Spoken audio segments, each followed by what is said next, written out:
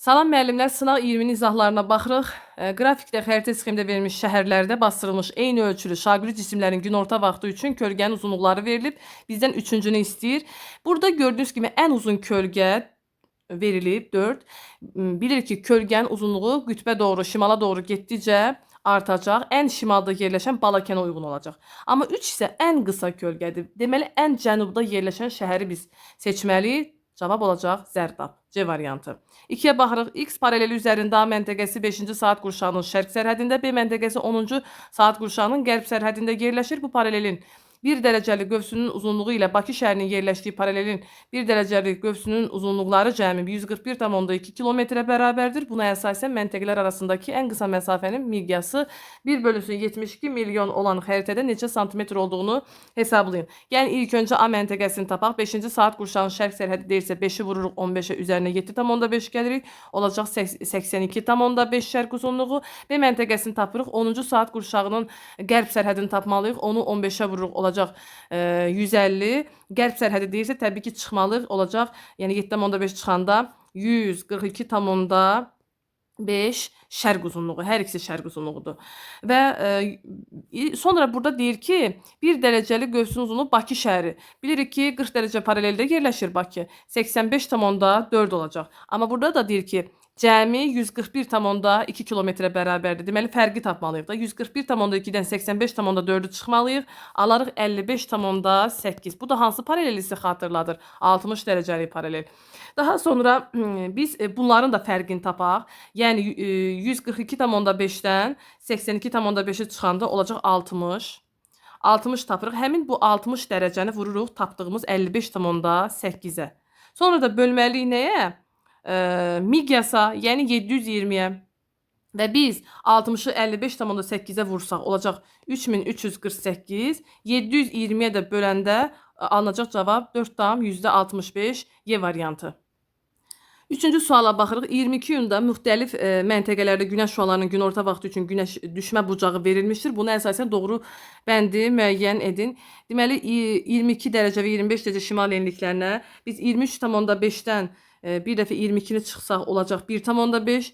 25-dən də biz 23,5-i çıxsaq olacaq 1,5 bərabər oldu. Və 90-a da 1,5 çıxanda cavab alınacaq 88,5. Elə A variantı doğru cavabdır. Digərlərini yoxlasanız, yəni bu uyğunluq pozulacaq. 24-də baxırıq. Bakı şəhərini 22 dekabr tarixində günəşin çıxdığı vaxt şaquli cisimlərin kölgəsi hansı istiqaməti göstərər? Təsəvvür edin ki, Bakı 40-dadır. Bu olacaq ekvator. Günəş 22 dekabr 23,5 cənub enliyində zenitdədir. Günəşin çıxdığı vaxt isə günəş burada çıxacaq. Bu da cisim olsun. Əgər günəş cənub şərqdə çıxırsa, kölgəni soruşur. Təbii ki, kölgə bunun əksi, yəni şimal, qərb istiqaməti olacaq. Doğru cavab A variantı. Əgər günorta desəydi, kölgə şimala. Batdığı vaxt desəydi, kölgə şimal, şərq olacaqdı. 5. Uyğunluğu müəyyən edin. Dövrləri verib. İndi baxaq. Deməli, Perm aid olacaq Hertsinə. Bura A yazaq. Daha sonra Devon aid olacaq Kaledona. B. Sonra Kembri Baykal qırışıqlığına aiddir. Silur Kaledon qırışıqlığı. Ordovik Baykal qırışıqlığı. Karbon Hertsin qırışıqlığı. 6-ya baxırıq. Şimali Amerikanın Kordilyer dağlarında yerləşən vulkanlarını müəyyən edin. Kordilyer dağlarında Montompelli Martinka adasında yerləşir. Yanlışdır. Pinatubo Filippində də olmaz. Sonra elə C variantını görürük burada. Digərlərinə baxaq. Ruiz Kolumbiyada olmaz. Ant dağlarındadır. İslandiyada olmaz. Yeni Zelandiyada olmaz. Ekvadorda olmaz. Yəni Ant dağlarındadır. C variantında Colima, Orizaba, Popocatépetl Meksikada yerləşir. Kordilyer dağlarında. Rainier, Shasta isə ABŞ-da Kordilyer dağlarında yerləşən vulkanlardır. C variantı. 7-yə baxırıq. Şərqi Avstraliyada dağlar üstünlük təşkil edir. Materikin şərq sahilləri boyunca çox da yüksək olmayan qədim böyük su ayrıcı silsilə uzanır. O ayrı-ayrı massivlərdən ibarətdir və onlardan ən hündürü Avstraliya Alpları massividir. Burada ən yüksək zirvə və hündürlüyü 2228 metr olan Kostyushka dağıdır. Bu regionun ən nəhəng düzənliyi Mərkəzi ovalıqdır. Mərkəz adlansa da materikin şərqinə daha yaxın yerləşir. Murray və Darling düzənlikləri eyni adlı çayların gətirdiyi çöküntülər nəticəsində yaranmışdır. Nə vaxtsa dənizin dibi olmuş alçaq düzənliklər okean sahillərində yerləşir. Bu şimalda yerləşən Carpentaria və cənubdakı Nullarbor düzənlikləridir. Mətnə əsaslanaraq düzgün fikirləri müəyyən edin. Baxaq, mərkəzi ovalıqda dəniz çöküntüləri üstünlük təşkil edir. Bu yanlışdır, çünki burada dəniz çöküntüləri verilib. Baxın. Deyir ki, nə vaxtsa dənizin dibi olmuş alçaq düzənliklər, yəni Carpentaria, Nullarbor ola bilər, dəniz mənşəli. Bir yanlışdır. Carpentaria, Nullarbor düzənliyi dəniz akkumulyativ mənşəlidir. Bu ifadə doğrudur. Böyük su ayrıcı silsilə Kaynozoyda formalaşmayıb. Doğru ifadədir. Çünki böyük su ayrıcı Paleozoy erasında formalaşıb. Şərqi Avstraliyada dağların üstünlük təşkil etməsi səbəbi geosiqnala yaxın yerləşməsidir. Xeyr, Avstraliya bilirik ki, tavalardan kənarda yerləşir, yəni sərhədində yerləşmir, sabit ərazidir, zəlzələ vulkanı olmur və platformadır deyə biz bunu yanlış götürməliyik. Böyük su ayrıcı silsiləsi yalnız bir massivdən ibarətdir. Burada verilib axı ayrı-ayrı massivlərdən ibarətdir deyə 5 də yanlışdır. Materikin ən yüksək zirvəsində atmosfer təzyiqi adətən 510 mm civə sütunundan daha çox olur. Deməli 2-3 doğrudur hələ ki. İndi baxaq 6-ya. Deməli ilk öncə biz nə edəcəyik? Bilirik ki, materikin ən hündür zirvəsi 2228 Kostyushkadır. Biz 10-a bölürük 2228-i və 760-dan da çıxanda rəqəmi biz 537 təqribi alırıq. Deməli 510-dan çoxdur da. Deməli bu ifadə doğru olacaq. Yəni bu sualın doğru cavabı A variantıdır. 8-ə baxırıq. Exolotdan göndərilmiş səs siqnalının gedib qayıtma müddəti 6,5 saniyə bərabərdir. Ölçülən bu məsafə hansı su hövzəsi üçün xarakterik deyil. İlk öncə biz 6,5-i 1500-ə vururuq, sonra da 2-yə bölməliyik. Çünki gedib qayıtma dediyinə görə 4875 alınacaq. 4875 yazırıq bura. Deməli burada deyir hansına uyğun deyil. Təbii ki, ən dərin dəniz Filippindir. Onun dərinliyi 10.000-dən çoxdur. Yəni bu aid ola bilər. Bu dərinliyi burada görmək olar. Sonra Fiji dənizi 7.000-dən çoxdur. Sonra başqa burada Karib dənizinin deyəri 7.000-dən çoxdur. Sarqas da olmaz, amma Baltik dənizində şelfdir, dayazdır deyə orada 400-dən çoxdur təqribi dərinlik. Ona görə də bu uyğun gəlməz. Doğru fikirləri müəyyən edin. Günəş şüalarının günorta vaxtı minimum düşmə bucaqları 40 dərəcə olan coğrafi enliklərdə yerləşən şaqürü cisimlərin kölgəsinin uzunluğu 0-a bərabər ola bilməz.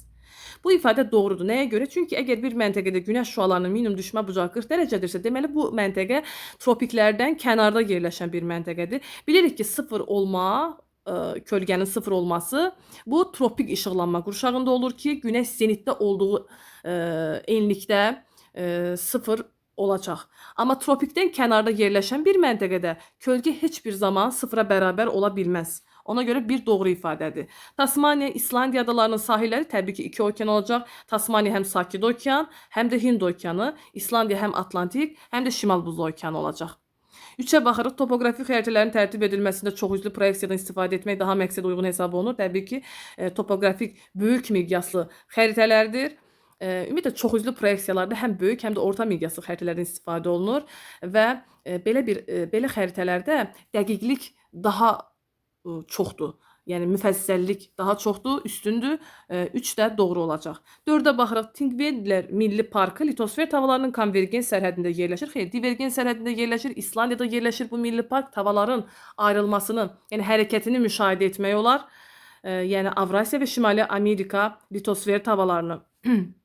4 yanlışdır. Kiçik Qafqaz tektonik qalxma zonasında neogen çöküntülərə rast gəlinmir. Kiçik Qafqaz tektonik qalxması deyərkən artıq Talışın dağları, Naxçıvanın dağları da yada düşməlidir ki, təbii ki, neogen süxurları olacaq. Rast gəlinmir dediyinə görə yanlışdır. Sinoptik xəritələr məzmununa görə ümum coğrafi deyil də kompleks xəritələr hesab olunur. 6-da yanlışdır. 1, 2, 3 sualın doğru cavabıdır. Ona baxırıq. Sinoptik xəritəyə əsasən düzgün fikirləri müəyyən edin. Burada təzyiq sahələri verilib. 770, 760, 750, 740, 730. Kənarda yüksək təzyiqdir, mərkəzdə alçaq təzyiqdir. Peçora çayının mənsəbi, Peçora çayı bu burdadır. Görürsünüz, mənsəbi. Şimali Divina çayının mənsəbindəki atmosfer təzyiqindən daha yüksəkdir. Şimali Divina çayı da baxın burada. Bu Şimali Divina çayıdır, mənsəbi.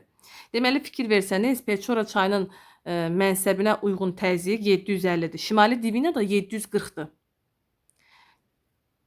Təbii ki, Peçora çayında daha yüksəkdir. Bu ifadə doğru olacaq. 2-yə baxırıq. Xarkov və Volqaqrad şəhərlərində buludluq səviyyəsi eynidir. Xarkova baxırıq, bir də Volqaqrada baxırıq. Təbii ki, burada gördüyünüz kimi eyni deyil. Bu ifadə yanlış olacaq. Sankt-Peterburq şəhərindən Kiyev şəhərinə külək əsə bilməz. Bilirik ki, külək yüksək təzyiqdən alçaq təzyiqə doğru əsir. Təbii ki, Kiyev şəhərinə baxsanız təzyiqi olacaq 760, Sankt-Peterburqda aşağı təzyiqdir. Kiyevdən, deyir Sankt-Peterburq şəhərindən Kiyev şəhərinə külək əsə bilməz. Bu ifadə doğrudur da. Sankt-Peterburq alçaq təzyiqdən axı yüksəyə külək əsmir. Əgər desəydi Kiyevdən Sankt-Peterburqa külək əsə bilməz, o yanlış olardı. Çünki külək əslində Kiyevdən Sankt-Peterburqa doğru əsəcək. Yəni yüksək təzyiqdən alçaq təzyiqə doğru. 1 də doğrudur, 3 də doğrudur. İndi 4-ə baxırıq. Verilmiş ərazidə siklonun yaranması üçün əlverişli təbii şərait var. Bu ifadə də doğrudur. Siklonlar demişdik ki, bu formada, yəni kənarında yüksək təzyiq, mərkəzdə alçaq təzyiq olur və bu tamamilə uyğun gəlir siklona. 1, 3, 4 sualın doğru cavabıdır. Variantlarda yoxdur. Amma B variantında bir 3-ü də əlavə etsək daha yaxşı olar.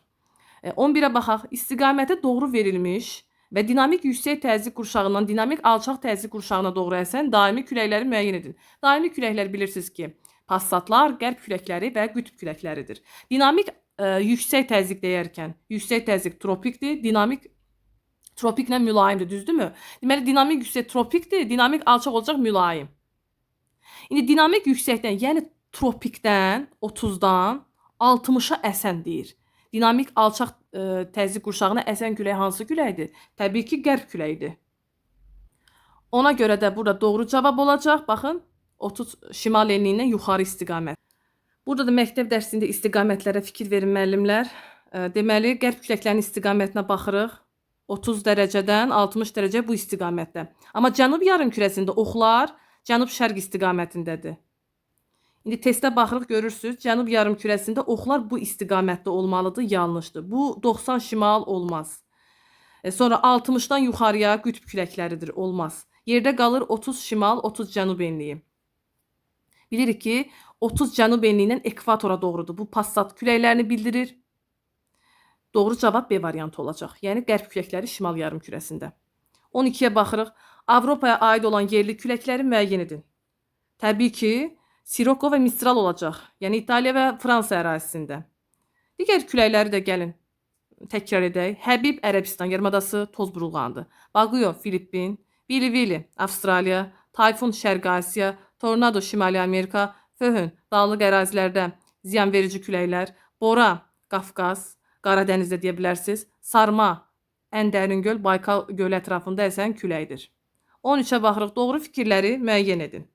Aralıq dənizi iqlim tipinin yayıldığı ərazilərdə yağıntıların çox hissəsi həm dekabr, yanvar, fevral aylarında, həm də iyun, iyul, avqust aylarında düşə bilər. Təbii ki, bu ifadə doğrudur. Cənub yarımkürəsində iyun, iyul, avqust, məsələn, Perth şəhərini misal göstərmək olar.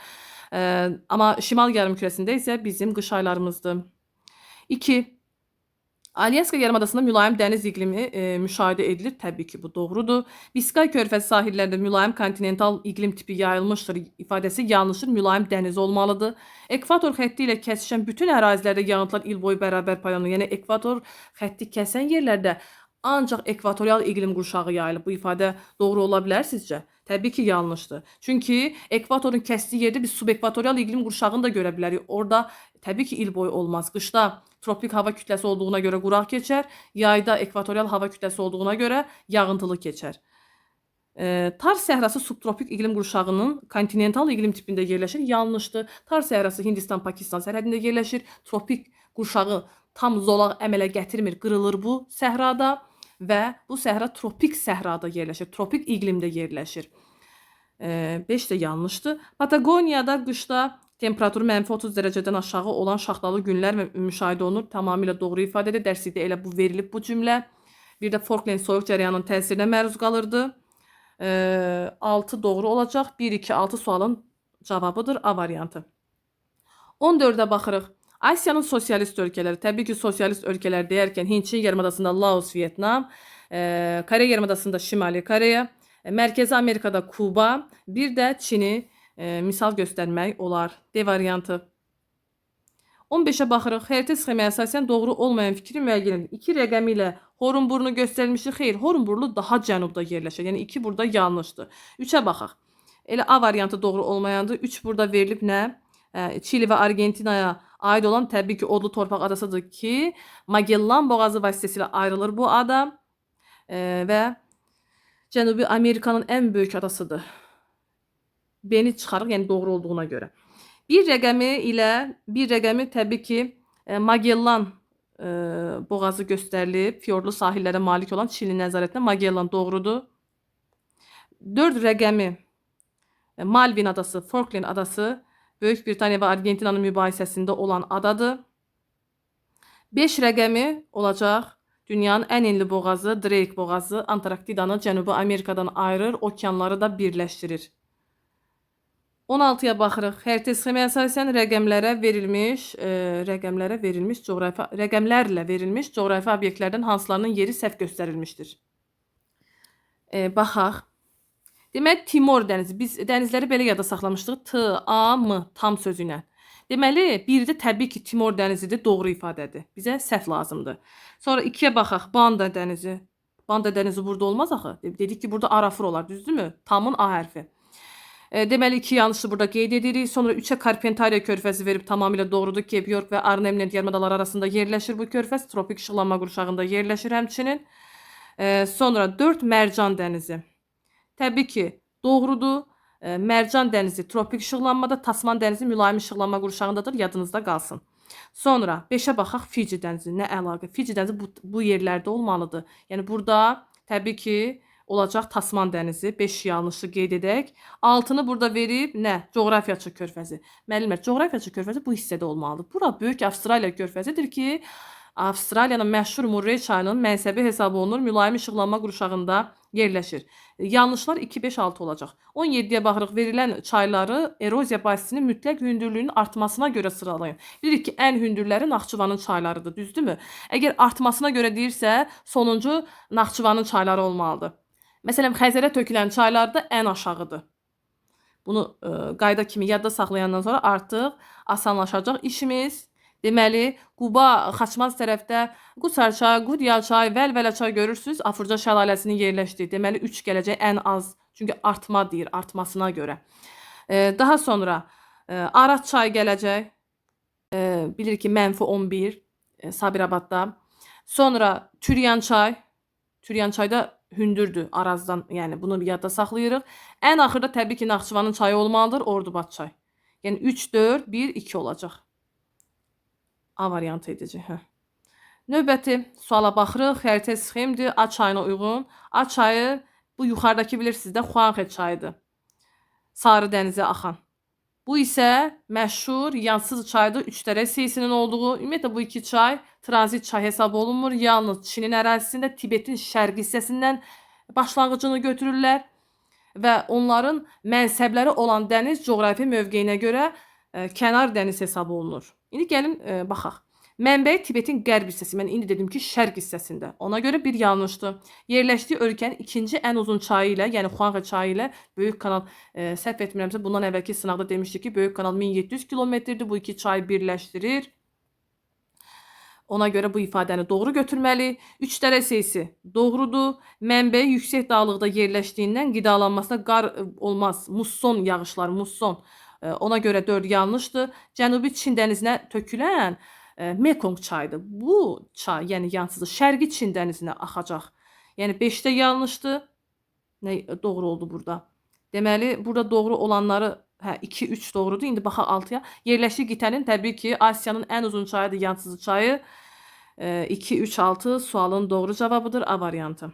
19. Daxili axarsız və okeanların su toplayıcı hövzələrinə uyğun gələn gölləri müəyyən edin. Baxaq.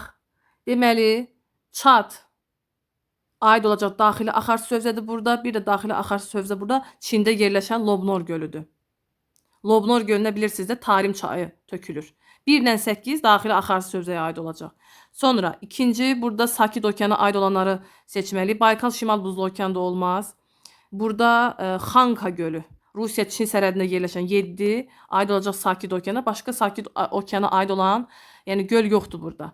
Sonra hansı Atlantik okeanı? Atlantik okeanına burada aid olan məsələn İsveçrə və Fransa sərhədində yerləşən Cenevrə gölü, bir də böyük göllər də Atlantik okeanına aid olduğu üçün Michigandır, Erie, Ontario, Huron bunların hamısını Atlantik okeanına aid etməliyik. Çünki burada Ontario gölündən Müqəddəs Lavrenti çayı başlayır. O da Müqəddəs Lavrenti körfəzinə axır. Atlantik okeanı ilə əlaqə yaranır da. Bu göllərin həmçinin kanal vasitəsilə də deyə bilərik. Sonra başqa burada Hind okeanı. Hind okeanına burada aid olan məsələn Afrikada yerləşən demişdik ki Tanganyika Atlantik okeandır, Viktoriyada həmçinin. Amma Nyasa gölü Hind okeanına aiddir. Yerdə qalır Şimal Buzlu okean. Şimal Buzlu okeanda da yerdə hansı göllər qaldı? Baykal gölünü bayaq dedik. Bir də Atabaska gölü Şimal Buzlu okean hövzəsinə aid edilir. Siz uyğunlaşdırarsınız. 20-yə baxırıq. Mezozoy erasında baş vermişdir. Mezozoy erasında təbii ki Karelerin qayalı dağlar hissəsi 1-i aid edərik. Karbonun miqdarı artmışdı, xeyr, bu daha qədim olacaq. Avstraliyanın qərb hissəsi qalxmağa başlamışdı, xeyr, nə əlaqə. Təbii ki, Avstraliyanın şərq hissəsində dağlar mövcuddur ki, o da Paleozoya aiddir, Mezozoya aid deyil. Kimmeri qırışıqlığı doğrudur, Sixota, Alen, Çerski, Verxoyansk aid edərik, doğrudur. Örtülü toxumlu bitkilər, quşlar yaranmış, dinozavrların nəslinin kəsilməsi təbii ki, Mezozoya aiddir. Amma çılpaq toxumlu deyərkən Paleozoyada düşür. 1, 4, 5 sualın doğru cavabıdır. Pangeya, Lavrasiya və Gondvanaya parçalanmışdır. Bu Paleozoyda olmuşdu. Amma Lavrasiyanın və Gondvananın materiklərə ayrılması artıq Mezozoydadır. 21-ə baxırıq. Xəritə sxemə əsasən rəqəmlərə müvafiq gələn çayları müəyyən edin. Çox sadədə Azərbaycanın çaylarıdır. Bu Şəmkir su anbarıdır ki, yəni bura Zəyəmçay və Şəmkirçay çayları axır. 3-ə aiddir Qoşqar çay. Azərbaycan daxilində ən çirkli çaydır. Daşkəsəndən başlayır. 4-də olacaq Gəncə çay. A variantı.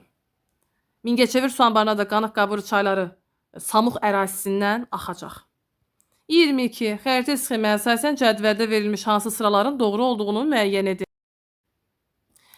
Deməli, birincisini oxuyaq. 1 ilə 2. 1. Zaqatala qoruğudur, 2. İlisu qoruğudur. Təbii ki, bu qoruqlarda dağ meşə və dağ çəmənlərinin nadir faunası ilə birlikdə mühafizə olunduğu yəni qoruqlardır. Yəni 1, 2, yəni bu doğru ifadə olduğuna görə dairəyə alaq. Daha sonra 5 ilə 6. 5 buradadır, 6 da bu. 5 olacaq Samur Yalama Milli Parkı, 6 olacaq Altıağac Milli Parkı. Altıağac Milli Parkı Xızı Siyəzən ərazisində yerləşir.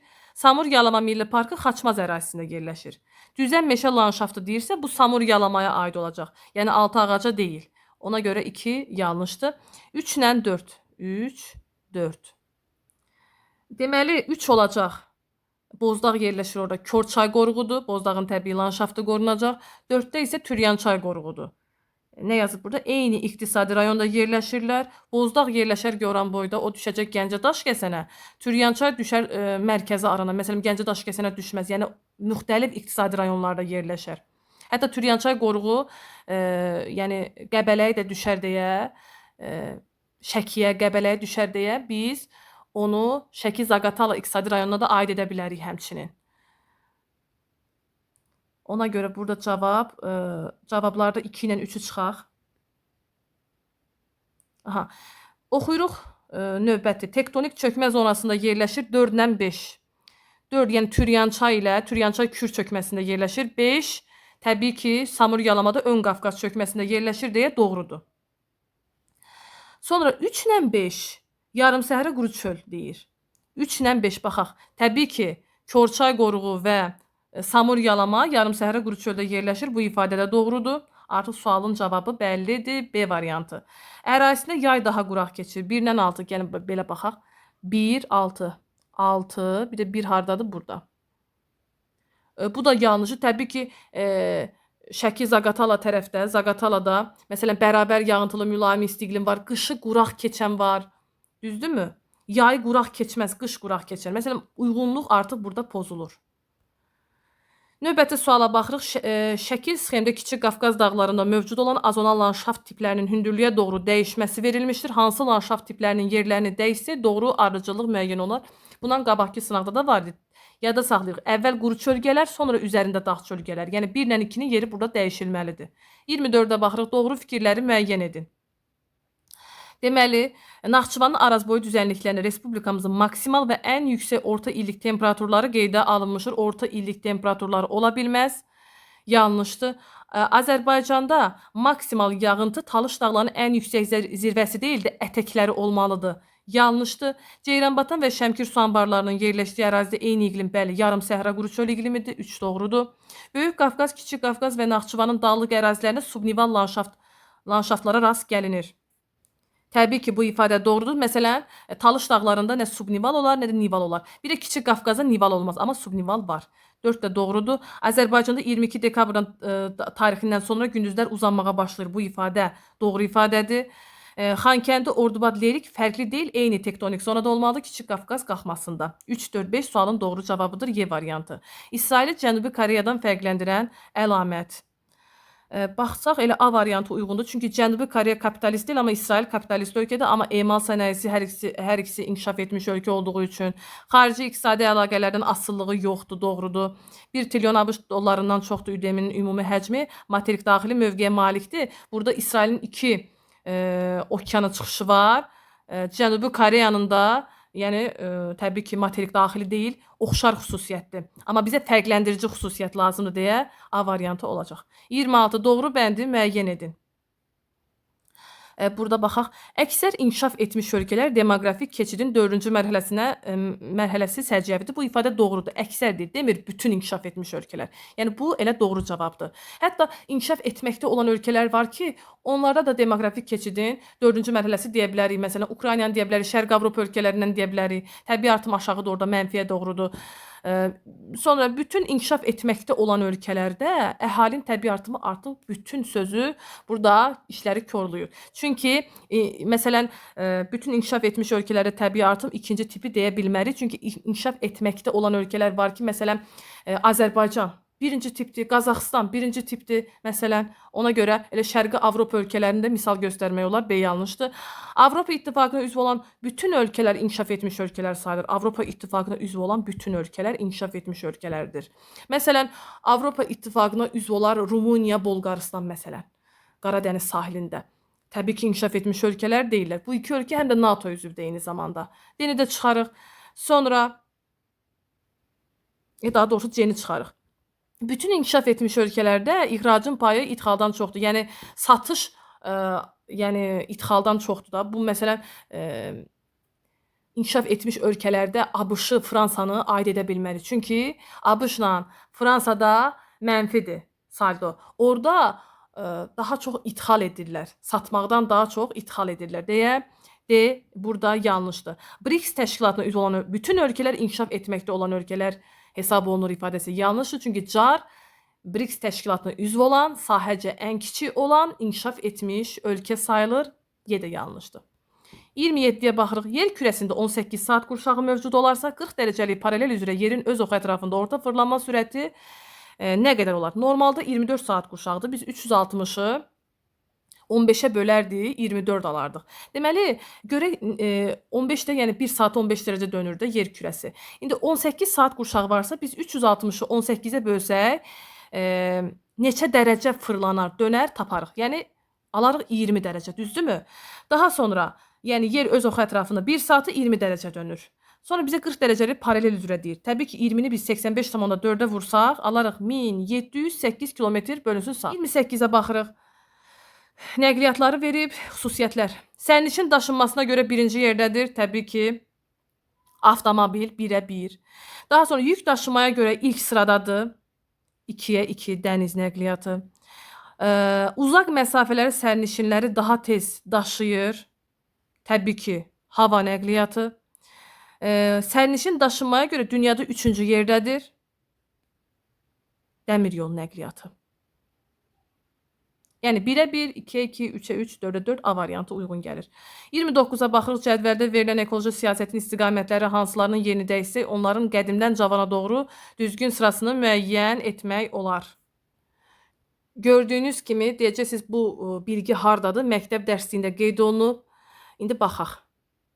Burada siyasi, ətraf mühitin mühafizəsi uğrunda hökumətlərin, bax siyasi sözünü açar söz kimi yadda saxlayın. İqtisadi burada açar söz olaraq vergi ödəmə sistemlərini yadda saxlayın. Qanunverici deyərkən qanunların qəbul edilməsi, maarifləndirici deyirsə, təbii ki, burada məsuliyyəti yadda saxlayırıq. İnzibati nəzarətdə nəzarət sözünü yadda saxlayırıq. İndi baxaq. Deməli, siyasi, təbii ki, siyasi, ictimai təşkilatların fəaliyyəti, ətraf mühitin mühafizəsi uğrunda bu doğrudur.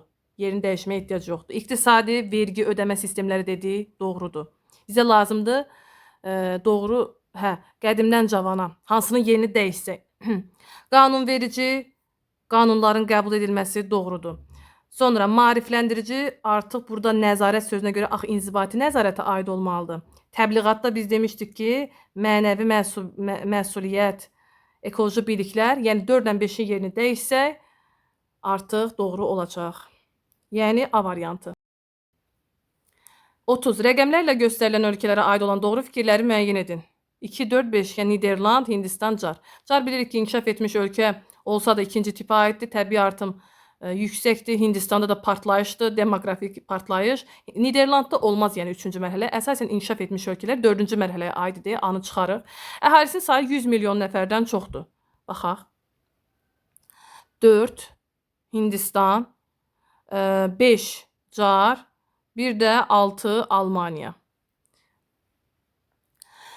Burada məsələn Almaniyada 85 milyon nəfər olmalı. Yəni 100 milyonu keçmir. Carda 60 milyondur, amma Hindistanda 1 milyarddan çoxdur.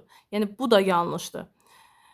C. Ərazilərində Aralıq dənizi iqlim tipinə rast gəlinir. Yəni İtaliyada, Meksikada, bir də Carda. Təbii ki, Carda subtropikin həm Aralıq dənizi var, həm də bərabər rütubətli iqlimi var. Meksikada Aralıq dənizi iqlim tipini demişdik biz dərsdə. İtaliyada həmçinin Cənubi Avropa ölkələrində əsasən bu iqlimə rast gəlinir. Təbii zonası codyarpaq meşə və koluqlar, torpaqları da qəhvəyi torpaqlardır. C doğrudur. D-yə baxaq. Nəyə görə doğru deyil deyə. 1. İtaliya, 2. Niderland, 6 Almaniya. Rəsmi dövlət dilləri eyni dil qrupudur. İtaliya romandır. Niderland germandır. Almaniya germandır. Bu da yanlışdır. Y-yə baxaq. Əhalinin təbii artımın birinci tipinə aiddir. İtaliya, 2 Niderland, Meksika, Latin Amerikası ölkələri biz demişdik ki, ikinci tipə aiddir. Ona görə yanlışdır. 31'ə baxırıq. Bu Arat çayını görürsünüz. Deməli, 1 olacaq Zərdab, 2 Mil düzündə yerləşən İmişlidir. 3 olacaq Sabirabad, bu isə saatlıdır. Belə yadda saxlayın. Sabirabad saatlı. 4 isə təbii ki, olacaq Biləsuvar. İndi baxaq nə deyir. Rəqəmlərlə işarələnmiş inzibati rayonların hər biri fərqli iqtisadi rayonlarda yerləşir. Zərdab yerləşər mərkəzi aranda. Amma Sabirabadla İmişli eyni iqtisadi rayonda deyə biri götürmürük. Biləsuvar isə Şirvan Salyana aiddir. Sonra 2 rəqəmi ilə işarələnmiş inzibati rayon Mil və Muğan düzlərində yerləşir. İmişli təbii ki, Mil və Muğan düzlərində yerləşəcək. Bu ifadə doğrudur. 3'ə baxırıq. Rəqəmlərlə işarələnmiş inzibati rayonların hər biri əhalinin milli tərkibinin yekcinsliyi ilə fərqlənir. Təbii ki, Mil, Muğandır, Şirvan, Salyandır. Mərkəzi aranda yekcinsdir. Həmçinin Gəncə, Daşkəsəni, Dağlıq Şirvanı da, Naxçıvanı da əlavə edə bilərik. 4 rəqəmi ilə işarə olunan inzibati rayon ərazisində Bəhramtəpə hidroqovşağı yerləşir, yəni Biləsuvar. Bəhramtəpə İmişlidə yerləşər. Bu ifadə yanlışdır. Cavab D olacaq. 32-yə baxırıq, cədvəldə verilən suvarma kanallarının hansılarının yerini dəyişsə, onların uzunluğunun düzgün azalma sırasını müəyyən etmək olar. Samur Abşerondan sonra ikinci ən uzun kanal Yuxarı Qarabağdır. Ona görə də 2 ilə 3-ün yerini dəyişmək lazımdır. 33-ə baxırıq, həmsərhəd olmayan inzibati rayonlar. Təbii ki, Şamaxı ilə Qusar bir-birlə sərhəd deyil. Ona görə A variantıdır, amma digər inzibati rayonlara fikir versəniz, bir-biri ilə sərhədi mövcuddur. 34-ə baxırıq. Xəritə sxemlərdə verilmiş A ölkəsini B ölkəsindən fərqləndirən əlamət. A. Yunanistan, B. Türkiyədir. Bir-birlə sərhədləri mövcuddur, amma fərqləndirən xüsusiyyətləri biz tapmalıyıq. Avropa İttifaqı və NATO üzvdür. Təbii ki, Türkiyə Avropa İttifaqına deyil, NATO üzv olacaq. Fərqləndirən xüsusiyyətlərdən biridir. Yunanistan isə təbii ki, həm NATO üzvdür, həm də Avropa İttifaqına üzv olan ölkə sayılır. Bir fərqləndirici xüsusiyyətli zeytun və sitrus hər ikisinə aid olacaq. Hər ikisinin sahilləri Egey dənizinin suları yuyur. Hər ikisində codyarpaq meşə və kolluqlara rast gəlmək olar. Paytaxtı ölkənin ən böyük şəhəridir. Yunanistanın paytaxtı Afina ölkənin ən böyük şəhəri ola bilər. Amma Türkiyənin ən böyük şəhəri İstanbuldur, amma paytaxt deyil. Deyə fərqləndirici xüsusiyyət inkişaf etmiş ölkə hesabı olunur. Bu Yunanistana aiddir, amma Türkiyəyə aid deyil deyə 1, 5, 6 sualın doğru cavabıdır. 35-ə baxırıq. Kapital, təbii və insan resursları olmadan istehsal prosesinin yaranması mümkün deyil. Buna görə də onları istehsal amilləri adlandırırlar. İstehsal amillərinin təşkili üçün müəyyən qədər təbii ki, sərmayə və ya investisiya tələb olunur. Sərmayə iqtisadiyyatın hər hansı sahəsinin inkişaf etdirilməsi üçün tələb olunan xərclərdir. Ədətən sərmayə xammalın əldə edilməsinə, onu emal etmək üçün avadanlıqların alınmasına, işçilərin əmək haqqına, məhsulun daşınmasına, reklam edilməsinə və s. sərf olunur. Təbii ki, B variantı. 36-ya baxırıq, düzgün olmayan fikirləri müəyyən edin. Padan aşağı Dunay və Mesopotamiyada təbii ki, neft-qaz ehtiyatı olacaq doğru ifadədir. Amma biz üstünü vurmalıyıq, çünki olmayan istəyir bizdən. Avstraliyada həm aralıq dəniz iqlim tipində, həm də bərabər rütubətli subtropik iqlimdə codyarpaq meşə və kolluqlar var. Təbii ki, cənub-qərbi və cənub-şərqində görə bilərik. Doğru ifadədir. Okean sularının altında olan bütün yer qabığında Konrad sərhədi mövcud deyil. Bu yanlışı. Çünki okean dibində materik yamacında, şelfdə biz materik tipli yer qabığı deyirik. Konrad da qranit və bazalt arasında olan sərhədə deyilir. 3 yanlışdır, bizə lazımdır. Ərəbistan yarımadası ən qədim qırışıqlıq vilayətində yerləşir. Doğru ifadədir, Baykal olacaq. Daha sonra bütün saat qurşaqları 4 yarımkürədə deyil, çünki 0,24 və 12-ci saat qurşaqları 4 yarımkürə, qalanları isə 3 yarımkürə demişdik, yanlış ifadədir. Florida yarımadasında bərabər rütubətli subtropik deyil də subtropiki musson tipi var, özü də şimal hissəsində yanlışdır. 3, 5, 6 yanlış olacaq, C variantı. 37. Xəritə sxemə əsasən rəqəmlərə müvafiq gələn gölləri seçin. 1. Türkmənistan və Özbəkistanda yerləşən Sarıqamış gölüdür. Daha sonra 2. Burada yerləşəcək Pamir dağlarında Sarez gölüdür. Pamir dağlarında Fetçenko buzlağı da yerləşir ki, Amudərya çayı bu dağlardan başlayır. Tacikistan ərazisində yerləşir həm də. Türk deyil, taciklər İran dil qrupuna aiddir. Əlavə xüsusiyyətləri də dedim. Sonra keçək 3-ə. 3 Balxaş gölüdür. Balxaş gölü Qazaxıstanda yerləşir. Balxaş gölünə İli çayı tökülür. Üzərində də Kapçaqay su anbarı var. 4-də Narın çayından artıq biz bilirik ki, Qırğızıstandır. Qırğızstanda hansı göl yerləşər? Təbii ki, Tianşan dağları, oradasa İstikul gölü yerləşəcək. A variantı sualın doğru cavabı olur. 38. Düzgün olmayan ifadələri müəyyən edin. Daş kömür ən yüksək istilik vermə qabiliyyətinə malik yanacaq növüdür. Yanlışdır, neft qaz olacaq. Bir yanlış. Yüksək inkişaf etmiş ölkələrin iqtisadi inkişafının əsasını yerli xammal məhsulları təşkil edir. Yanlışdır. Bilirik ki, əsasən xammal inkişaf etməkdə olan ölkələrdə olacaq. İnkişaf etmiş ölkələr əsasən Yaponiyada, Qərbi Avropada bunlar alır. ABŞ məsələn. Cənub-Şərqi Asiya ölkələrinin kənd təsərrüfatının əsasını əkinçilik təşkil edir. Bu ifadə doğru ifadədir. Cənub-Şərqi Asiya çəltiyə görə daha çox fərqlənir həmçinin. EYT-nin nailiyyətlərinin tətbiqi maddi istehsal sahələrinin üdm-də payın azalmasına səbəb olur. Doğrudur. Maddi istehsal azalır, əvəzinə qeyri-maddi xidmət sahələri artır günü-gündən. Fransa və İspaniya təsərrüfatının sahəvi quruluşunda birinci sektor ola bilməz. Çünki inkişaf etmiş ölkələrdə 3-cü sektor daha aparıcı rol oynayır. Bu yanlışdır. Şərqi Avropada monarxiya idarə etmə sisteminə aid olan ölkə yoxdur. Təbii ki, bu ifadə də doğrudur. 1, 2, 5 sualın doğru cavabıdır. 39-a baxırıq. Rusiya və Gürcüstanla həmsərhəd olan bu iqtisadi rayonda əhalinin milli tərkibi müxtəlifliyi ilə seçilir. Sahəsi 8,84 min kvadrat kilometrdir ki, Şəki-Zaqataladan söhbət gedir. Şəki-Zaqatalada Saxurlar, Udinlər, Ləzgilər yaşayır. İndi digər rayonlardan fərqli olaraq Şirvan, Salyan iqtisadi rayonda neft və təbii qaz elə fərqləndirici xüsusiyyət budur. Çünki Şəki-Zaqatalada neft, qaz yoxdur, amma Şirvan, Salyanda var. Sonra 6 inzibati rayon. Təbii ki, Şəki-Zaqatalada Balakən, Zaqatala, Qax, Şəki, Oğuz, Qəbələ 6 rayon, 6 şəhər. Lənkəranda da 6 rayon var, amma 8 şəhərdir orada. Amma inzibati rayon dediyinə görə hər ikisində 6 olacaq. B, yəni fərqlənmir. C-yə baxırıq. Quba Xaçmaz iqtisadi rayonda yay və qış otlaqları. Təbii ki, Quba Xaçmazda da var, Şəki-Zaqatalada da var yay və qış otlaqları. Qazax Tovuz iqtisadi rayonda qışı quraq keçən mülayim isti iqlim, yarım tipi yayılmışı. Təbii ki, Şəki-Zaqatalada, Qanı, Xəriçayda qışı quraq keçən mülayim isti iqlim var, yəni fərqləndirici xüsusiyyət deyil. Y-də Şərqi Zəngəzur iqtisadi rayonda polimetal ehtiyatları mövcuddur. Şərqi Zəngəzurda da var polimetal, həmçinin Şəki-Zaqatalada, Balakən-Zaqatalada Kastaq, Mazımçay, Katexçay yataqlarını deyə bilərik.